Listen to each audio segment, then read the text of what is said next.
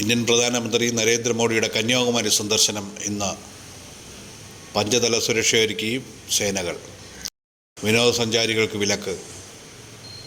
Indian പ്രധാനമന്ത്രി നരേന്ദ്രമോദി 3 ദിവസത്തെ സന്ദർശനത്തിനായി കന്യാകുമാരിയിൽ എത്തുന്നതിൻ്റെ ഭാഗമായി 5 തലത്തിലുള്ള സുരക്ഷയൊരുക്കി പോലീസ്. വ്യോമ കരമാർഗങ്ങളിൽ സുരക്ഷാ പരിശോധന നടത്തിവരുന്നു. ഇന്ന് 10 മണി വരെ സഞ്ചാരികൾക്ക് അനുമതി നൽകിയിരുന്നു. ഇതിനുശേഷം സഞ്ചാരികളെ ഒഴിപ്പിക്കുന്ന നടപടിയിലേക്ക് പോലീസ് നീങ്ങി. ഇത് പോലീസുമായി സഞ്ചാരികൾ വാക്കുതർക്കത്തിനിടയാക്കി.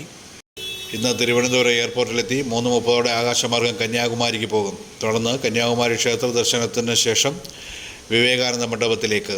അടുത്ത 3 ദിവസം കടലിനുള്ളിലെ വിവേകാനന്ദ പാറയിലെ മണ്ഡപത്തിൽ ഭജനമിരിക്കും.